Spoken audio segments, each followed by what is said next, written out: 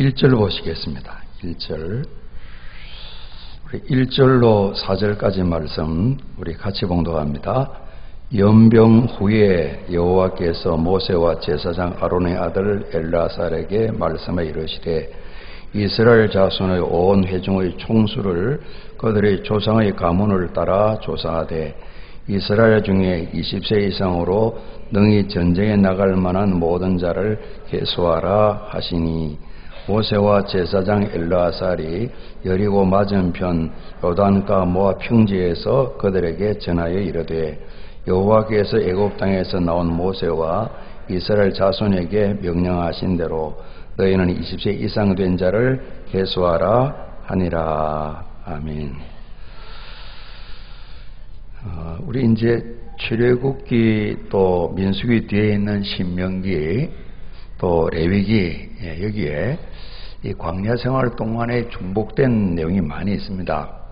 그런데 우리가 지금 현재 민수기 26장인데 처음부터 성경의 제목이 딱 붙여진 게 아니고요.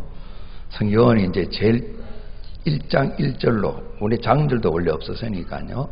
그게 이제 제목이었는데 후대가 이 말씀 보면서 이 부분은 인구조사가 두 차례 했으니까 사람 조사했다.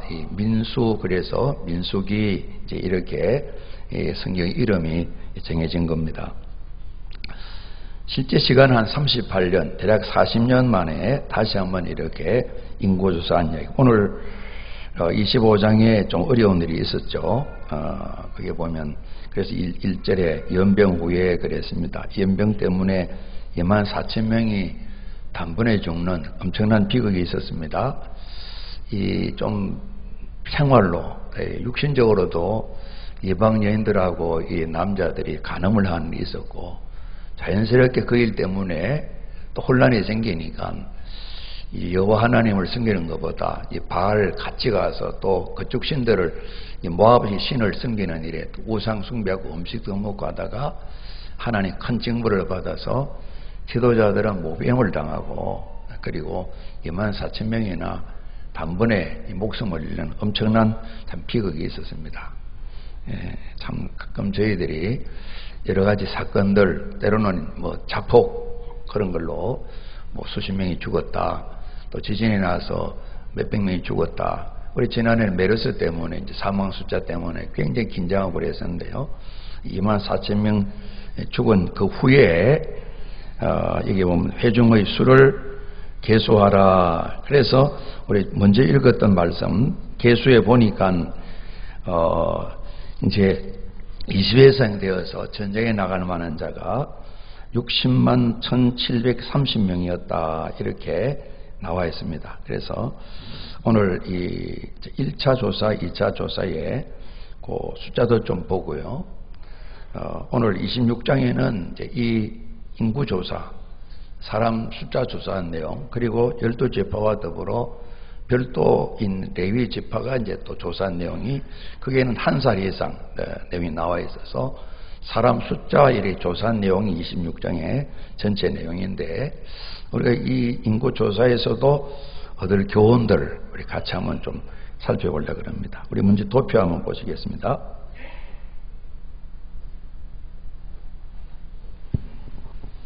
조금 글자가 작은데요. 이제 12지파가 쭉 있습니다. 이 차례로 세 지파씩 이렇게 묶여져 나오는데 우리 이건 전에 봤던 내용인데 이제 동서남북이 있습니다. 예를 들어 이제 12지파가 어떤 시내 광야는 시내 광야, 바람이 바람 광야에 머물러 있을 때 이 전체가 이제 이스라엘 백성이라 그러면요. 이 가운데 성막이 있고 그죠? 이게 동쪽이라면 동쪽에 여기 유다, 이사갈, 스불론 지파가 있습니다. 그래서 예루살렘 성전도 동쪽으로 문을 향해 만들어 놨어요. 하나님께서 해 뜨는 곳에서부터 임하신다. 이제 이스라엘에서 그렇게 생각을 한 겁니다. 방향을 보면 동서남북 가운데 그들이 이제 믿음의 그 관습대로 동쪽을 중요시하는 거죠. 서쪽에 에브라임, 므낫세, 베냐민 지파가 좀 있고요. 이 남쪽으로 르우벤, 시몬, 갓 지파가 남쪽으로 이렇게 성막을 중심에서 포진하고 이 성막 위쪽에 북쪽에 단, 아셀, 납달리가 이렇게 이제 있게 되는 겁니다. 여기 이제 2, 1, 3, 4 있는데 머물러 있지 않고 행진할 때 이제 구름이 떠올라서 가자 하나님께 신호를 보낼 때는 가는데 이제 방향을 우리가 이쪽으로 간다 그러십시다. 그러면 제일 앞쪽에 법궤죠. 제사장들이 법궤를 메고 가고 제1진이 유다진입니다. 유다 깃발을 붙들고 유다진 안에 유다, 이삭을 스불론이 가고 그 다음에 이제 성막의 천막들 안에 기구들 차례차례로 가면서 2진이 르우벤, 시몬, 갓, 3진이 에브라임, 므낫세, 베냐민, 마지막 4진이 단, 아셀, 납달리. 머물러 있을 때도 동편에 유다 이제 지파가 있고 행진할 때도 유다 지파를 중심해서 가게 되는데 1차 조사 내용입니다. 60만 3,550명이고요. 오늘 26장에 두 번째 조사했을 때 보게 되니까 60만 1,730명. 그래서 38년 전보다 1,820명이 줄어들었습니다. 좀 줄어들어 조금 아쉬운데 여기에도 거의 같은 이제 동수가 살아있는데 의미가 있겠다 생각이 들고요. 여기 보면 르우벤 줄어들었고 시몬이 많이 줄어들었죠. 줄어들고 갓도 줄어들고 이 세 지파의 북궁을 보게 되면 여기는 다 줄어들었고요. 그 다음에 유다, 이삭을 스불론 쪽은 다 늘었어요. 다 늘어 1900, 9900, 3100에 늘었어요. 그 다음에 에브라임 있는 진영에는 세 지파가 준 데도 있고 는 데도 있고요. 이 므낫세가 참 많이 늘었어요. 좀 많이 늘었어요. 그리고 이제 이 단, 아셀, 납달리도 두 군데 늘고 하나는 줄고요. 우선 전체적으로 1820명이 줄었다. 주는 가운데도 이 시몬이 참 많이 줄었다. 므낫세가 좀 많이 늘었고요. 또 하나 이제 볼 수 있는 것이 1차 조사 때도 유다가 제일 많아요. 그죠? 74,600명이에요. 2차 조사 때도 청소년이 늘어서 76,500명이고 이 유다 지파가 사람 숫자로는 제일 많은 지파에 속한 걸 우리가 연거푸 볼 수 있고요. 특별히 이 세 지파씩 동서남북 1, 2, 3, 4 행진할 때 묶음 보게 되면 이게 전체가 다 줄어버렸고요. 여기는 세 지파가 다 늘었어요. 요 두 군데는 는 데도 있고 준 데도 있고. 그래서 우리가 이제 특별히 이 유다 지파가 있는 곳이 사람이 첫 번째도 두 번째도 제일 많기도 하고요. 또 유다 진영에 속한 이 세 지파가 같이 이렇게 숫자가 많아진 부분을 조금 우리가 숫자를 덩어리에 두고요. 몇 가지 교훈들을 좀 살펴보려고 합니다.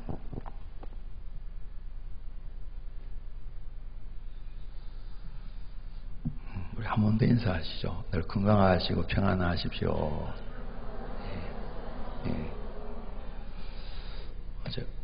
어제 잠깐 시내 나가면서 이제 방송을 대전 방송 케어 트니까 우울증 이야기 나왔다. 10시 반쯤 됐는데 의사 선생님, 정신과 선생님 나오셔가지고 우울증은 전문의가 나 물으니까 이 방송하는 기자도 이제 의사 기자신데 정신과의 전문의라 그러시더라고요. 우울증은 감기처럼 누구에게나 다 있는 거래요.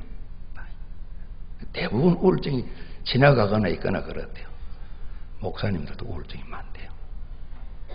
그래서 모르고 지나갈 때가 많다 그래요.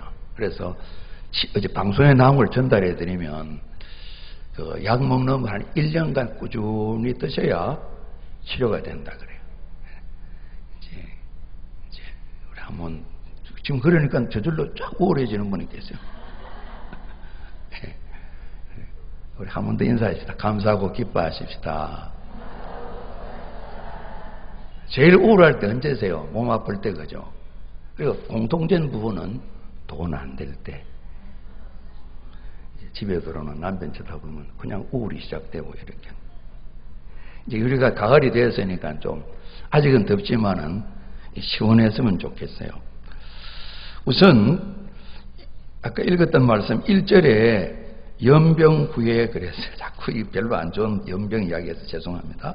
성경 나와 있으니까요. 거의 이 광야제는 마지막인데 참 안타까워요. 그러지 않습니까? 잘 넘기고 하나님 보여주셨는데 그냥 이 사람들이 넘어가고 만 거예요. 우리가 하나님 그것도 보여주시죠. 그건 우리의 잘못된 생각이에요. 우리 기획이 아니거든요. 우리가 짭니다. 마음을 다하여. 그건 우리 의지력을 이야기합니다. 우리 대부분 저희들은 어린아이 아니면 혹은 뭐 생명이 아니면 알잖아요. 바람 불이면 가라 알잖아요. 바람에 화살표 있으면 바로 가도 되고 옆으로 가도 되고 그거 알잖아요.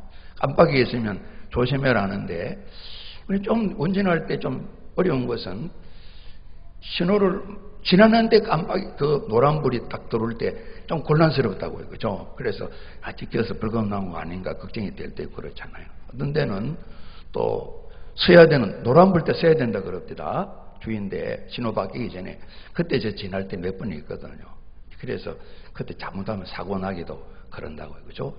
또 어떤 분 제가 아는 분은 경사지를 내려오는데 제 아이를 태웠어요. 이 불이 이제 노란불이 들어오면서 신호 바뀌는 거 알면서도 통과해 간 거예요. 딱 붙들렸어요. 벌금 매길라 그러는데 상황 설명을 했대요.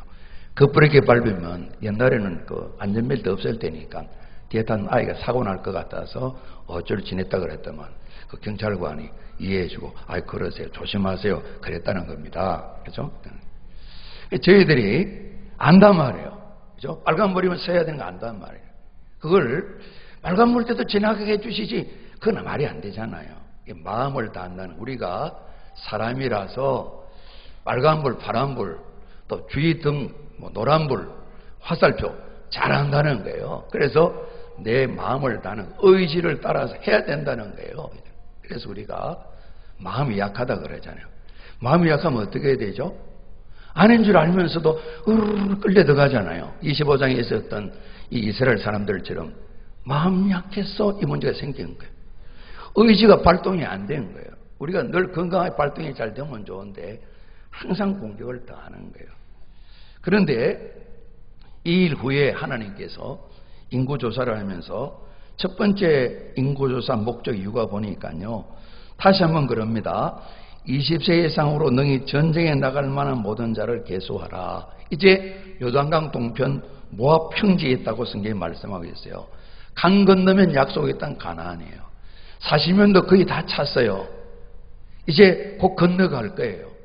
이들이 잘 계수를 해서 새로운 군사로 하나님께서 가나안 땅에 들어간다. 좋은 군인으로 들어간다. 그리고 우리가 첫 번 읽었던 51절 말씀부터 60만 1730명인데 하나님께서 이 가나안 땅에 들어가고 인구 조사를 한 것은 땅 주시기 위하십니다 그랬습니다.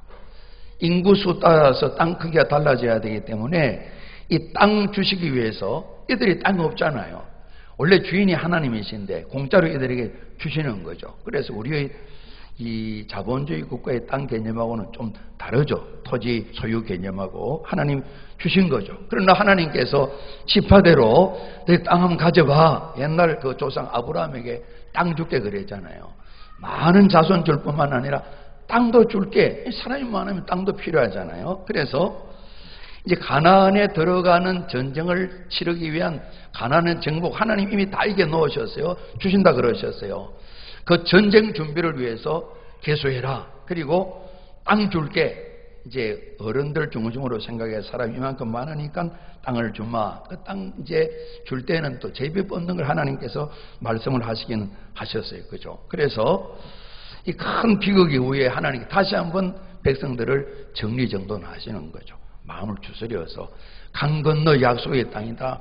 언제 우리를 데려가시려고 뭐 좋은 땅 뭐 적박구리 흐른다 그러다면 이 광야가 그런 땅이에요.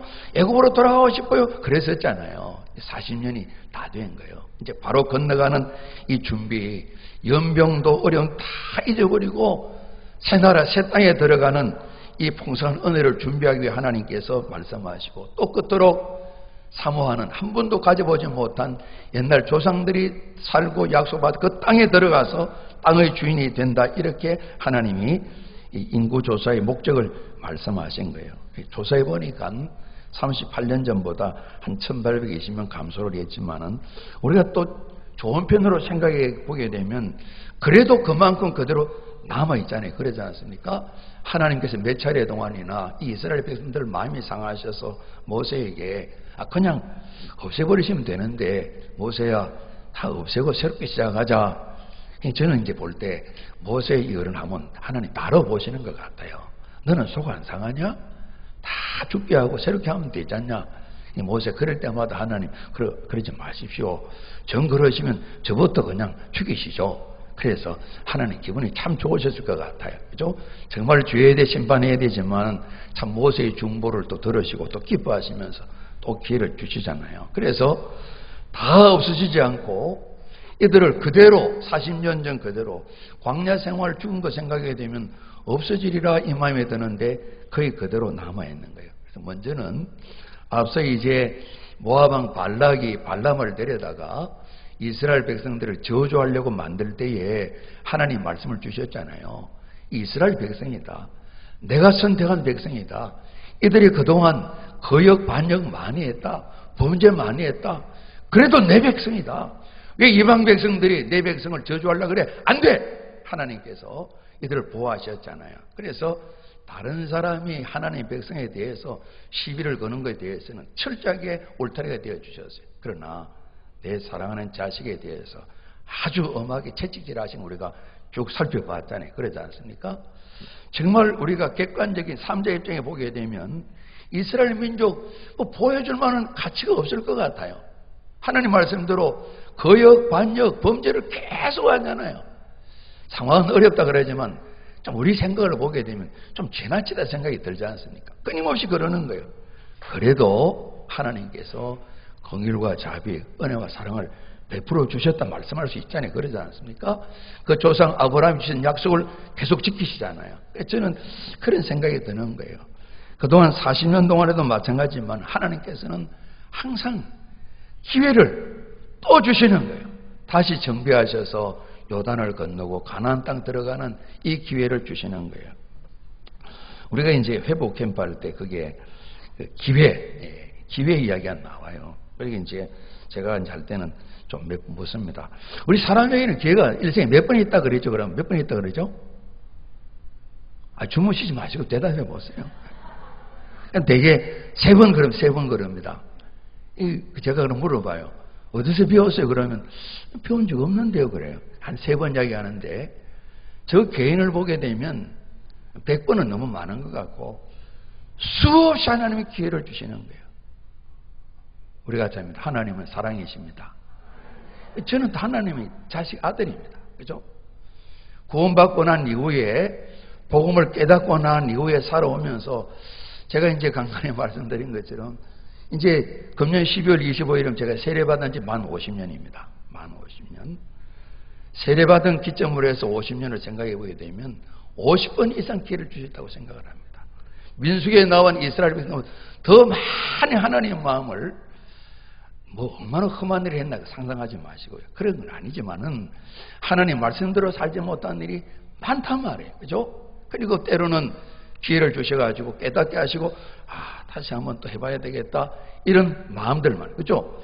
끊임없이 기회를 주시는데 다시 한번 하나님께서 중요한 기회를 이 백성이 주셨다 그런 생각이 드는 거예요. 그래서 멸망당할 수밖에 없는 이 백성이지만은 그처럼 큰 범죄를 하고 거역하고 반역함에도 하나님께서 큰 손실 없이 그대로 이 백성을 살려주셨다는 이런 감사의 마음 말입니다. 그래서 다시 약속을 따라서 해야지, 가나안에 들어가야지 이 백성들을 40년 동안 돌아보게 되면 참 그들이 잘못이 있음에도 불구하고 새로운 세대가 바라보게 될 때 이전에 우리 부모님 세대의 인구 조사 때 거의 같은 애 똑같은 그런 인구를 하나님께서 지켜주셨다. 저는 그렇게 이 말씀이 받아지는 거예요. 그리고 우리가 이제 잊지 말아야 될 것은 우리 26장 뒷부분 보시죠. 63절 말씀 보시죠. 63절로 65절 우리 같이 한번 봉독합니다. 이는 모세와 제사장 엘르아살이 계수한 자라. 그들이 여리고 맞은편 요단과 모압 평지에서 이스라엘 자손을 계수한 중에는 모세와 제사장 아론이 시내 광야에서 계수한 이스라엘 자손은 한 사람도 들지 못하였으니 이는 여호와께서 그들에게 대하여 말씀하시기를 그들이 반드시 광야에 죽으리라 하셨습니다. 이러므로 여분네 아들 갈렙과 눈의 아들 여호수아에는 한 사람도 남지 아니하였더라.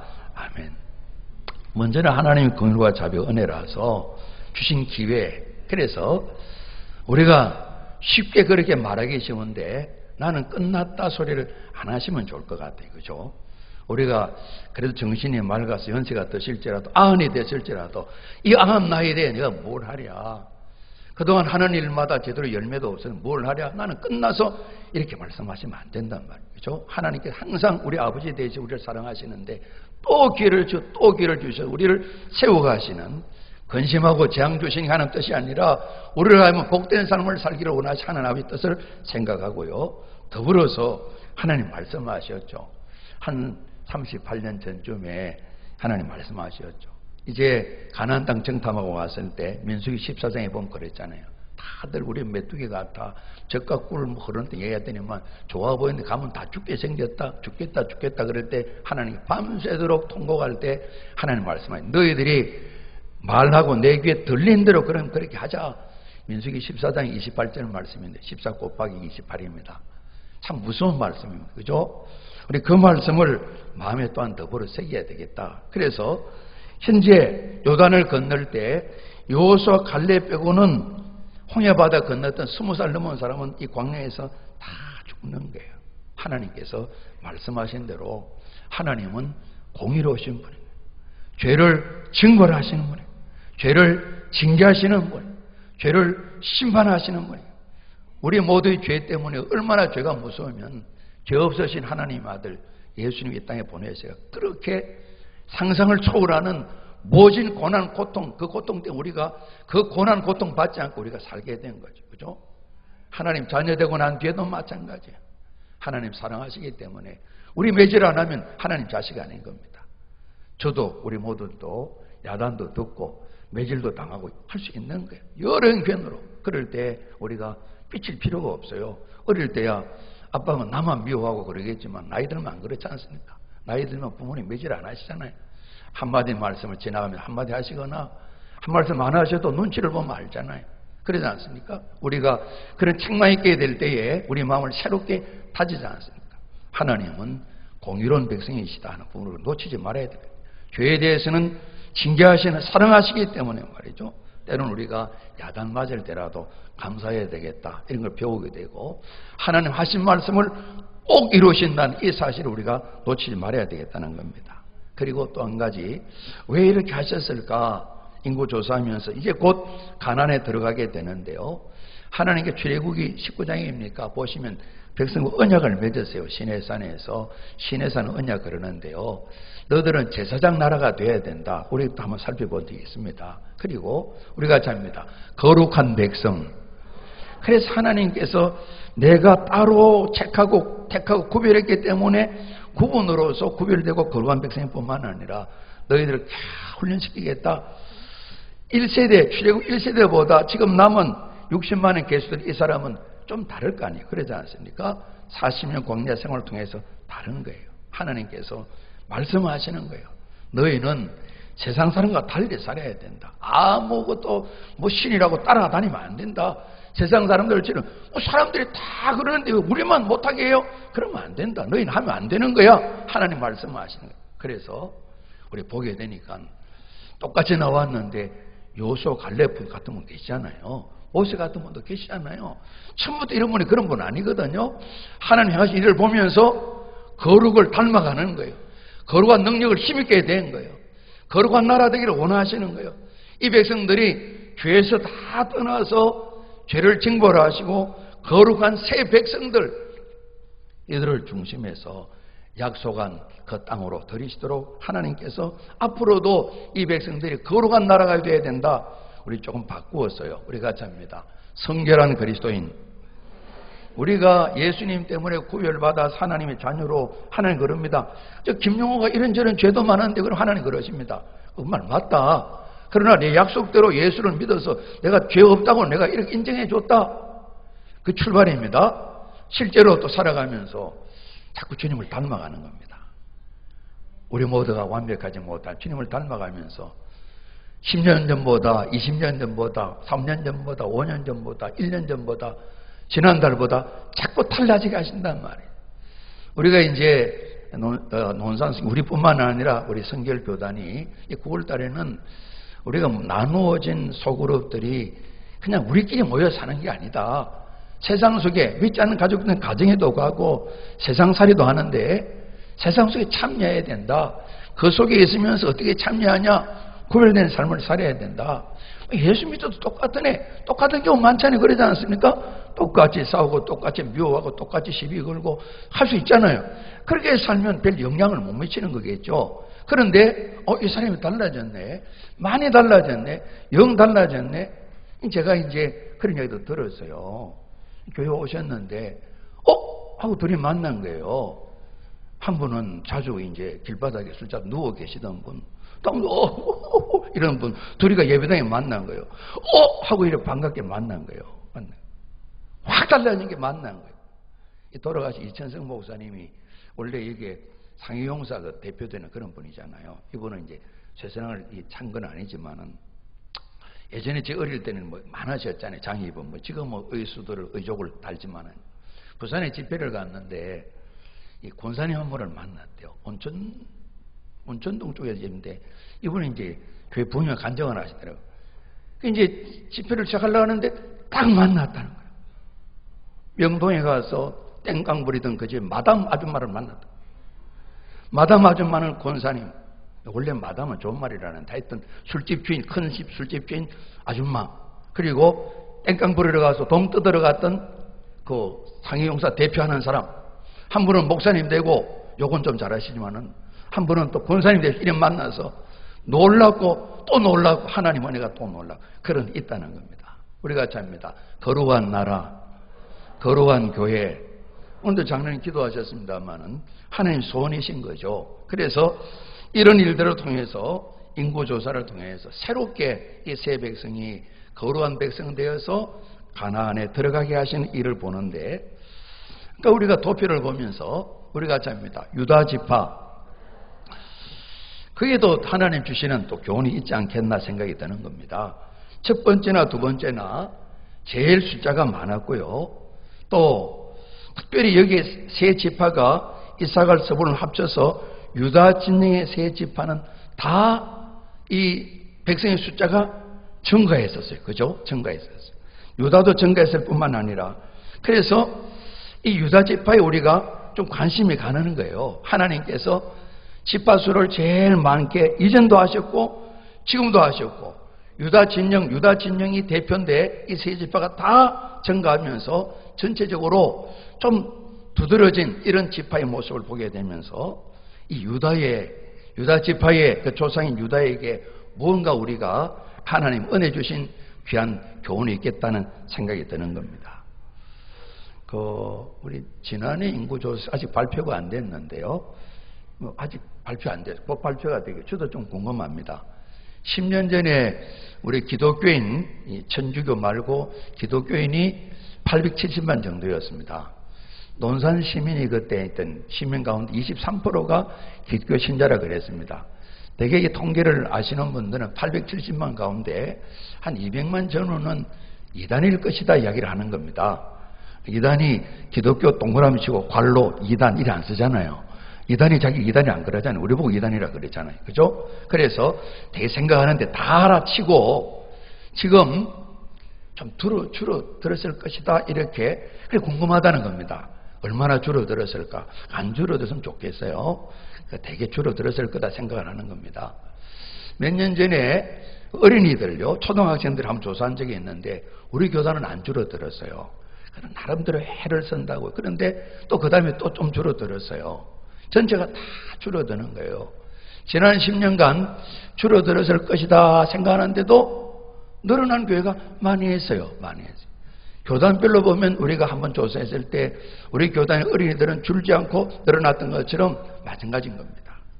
는 데도 있고 준 데도 있는데 유다 진영은 유다 지파를 필두로 해 다 늘어났어요.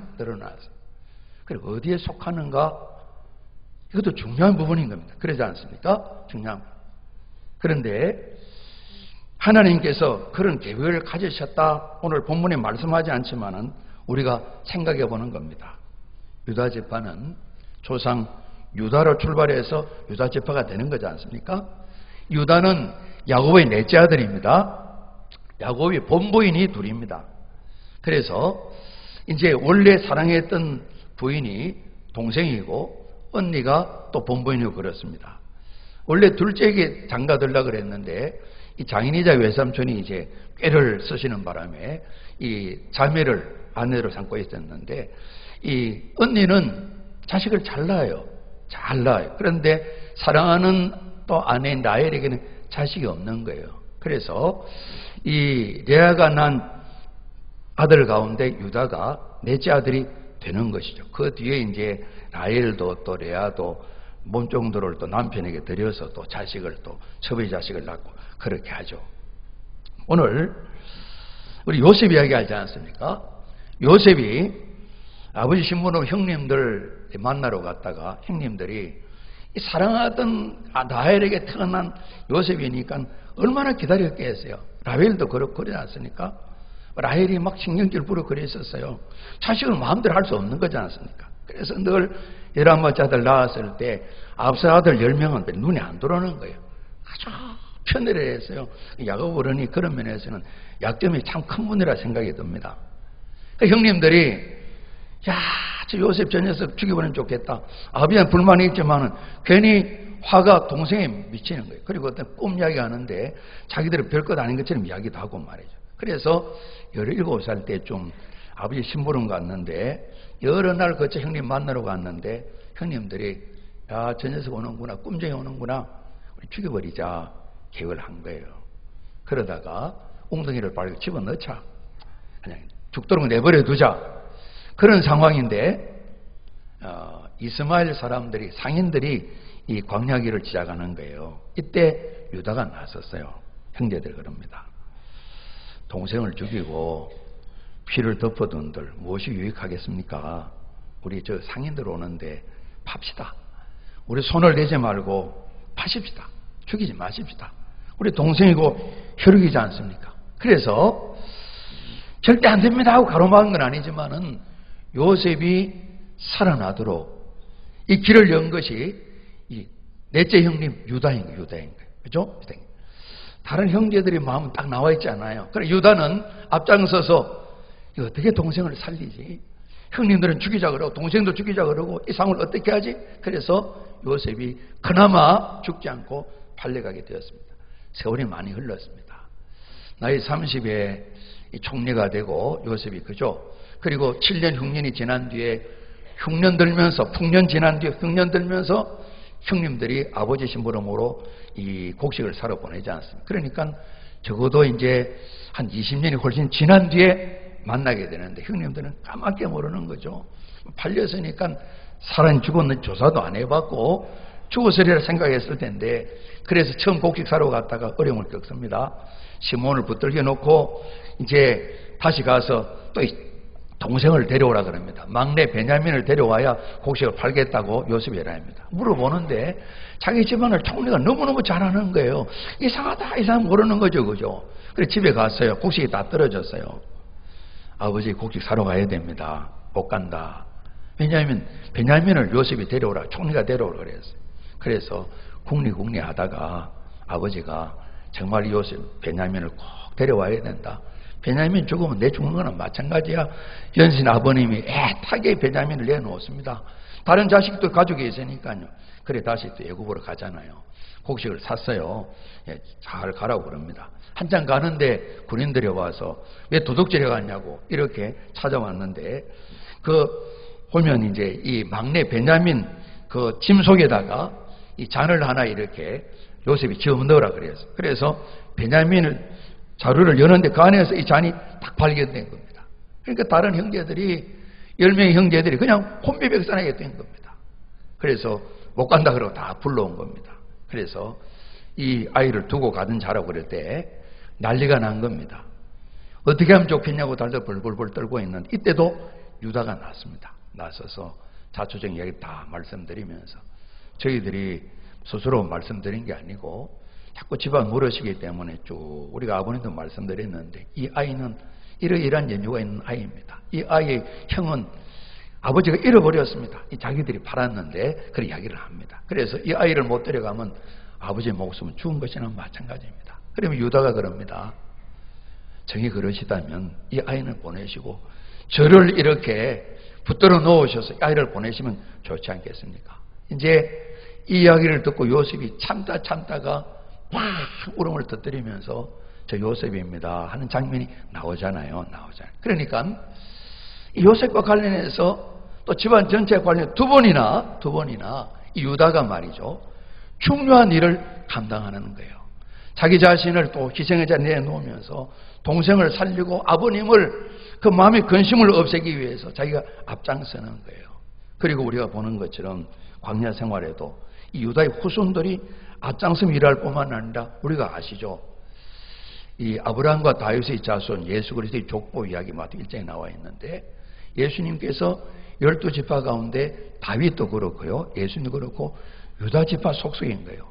가나안에 들어가서도 헤브론, 예루살렘 중심한 그 지역을 이들이 지파가 차지하고 있고요. 이스라엘의 가장 중심지를 차지하고 있고요. 그리고 남북에 나눠졌을 때 정통왕국, 유다왕국, 베냐민 지파와 합친 유다왕국인데 나라 이름도 유다 이렇게 정했었어요. 뿐만 아니라 이 유다 지파에서 말씀드린 것처럼 그리스도 예수가 태어나시는 특별한 지파로 하나님께 사용하셨는데 한번 생각해 보는 겁니다.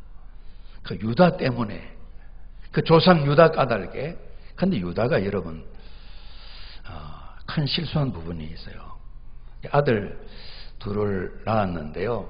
둘이 이제 서들을 장가보내 죽었어요. 둘째도 또 죽게 되었어요. 휴메네리가 홀로 살아요. 과부로. 셋째 아들을 또 낳았는데 또 그냥 이 과부를 두는 거예요. 원래 율법대로는 그 둘째에게 장가들게 했는데 둘째가 나 형수한테 장가들기 싫다. 자식 낳아도 내 자식 아니니까 이런 마음으로 하나님 벌을 받게 돼요. 그래서 이 다말 이 며느리가 한 번은 참 유다 이분이 장녀집에 간 거예요. 장녀 역사가 꽤나 오래되었어요. 그런데 거기에 이 며느리가 장녀처럼 변장을 하고 아버지를 맞이하는 거예요. 그리고 관계를 맺는 거예요. 참 우리 입에 올리기에 참 정말 민망스러운 그런 일이 있잖아요. 그렇죠? 마태복음에도 유다가 며느리 말은 관로 빠져 있어요. 다말에게서 누구를 낳고 그런 말씀이에요. 예수님 집안 족보가 보면 영 드러낼 족보가 아니에요. 족보가. 그렇죠? 솔로몬의 엄마도 마찬가지죠. 그런 족보예요. 우리가 잡니다. 그럼에도 불구하고 그렇죠. 우리 자신에게도 마찬가지겠죠. 그렇죠? 정말 비윤리적인 어느 누구와 쉽게 이런 나쁘게 하지 않는 허물이 많은 이분인데 오늘 하나님께서 유다의 생애 가운데 동생과 집안을 위해 애쓰던 그 모습을 보시고 오늘 그 이후에 대해 삶이 펼쳐집니다마는 이 인구조사 내용을 보게 될 때에 유다 지파를 앞장을 세우셔서 이 은혜복을 주셨겠다. 제가 이제 틀리면 하나님께 또 야단치실 텐데요. 충분히 그렇게 우리가 이들 조상 유다를 생각하면 그런 교훈을 받을 수가 있겠어요. 그래서 당장 10년, 20년 아니지만은 하나님 약속의 말씀 의지하고 부모님 된 저희들 때문에 또 나 때문에 오늘 새벽에 우리가 나사로 때문에 그런 말씀을 받는데요. 우리 자손들이 정말 할아버지 때문에 몇 대 할아버지 때문에 우리 주님 오시기 전에 계속 생존한다면 말이에요. 자녀들이 그렇죠? 우리 가정에 또 주님 교회 안에 우리 후배들 다음 세대가 논산성에 섬기면서 저희들 때 우리 섬김 까닭에 하나님의 큰 은혜와 복을 받아서 참으로 승리했다 하는 이런 열매를 얻는 복 있는 삶을 인구조사를 보면서 유다지파를 생각하며 다시 한번 마음에 새기게 됩니다. 여러분 우리가 살아가시면서 하나님과 긍휼과 자비를 늘 힘있고 오늘 유다지파 우리가 마지막으로 생각했는데 이런 일들에 우리가 좋은 믿음의 조상 꼭 되기를 우리 주님 이름으로 축복합니다. 우리 기도하시겠습니다. 아버지 하나님 끝없는 사랑, 은혜 감사합니다. 긍휼과 자비를 감사합니다. 인구조사를 통한 하나님의 교훈을 우리 새겨보았습니다. 성령 도와주시어서 하나님 기뻐시하는 삶의 열매 맺도록 은총 베풀어 주옵소서. 예수 그리스도 이름으로 감사하며 기도합나이다. 아멘.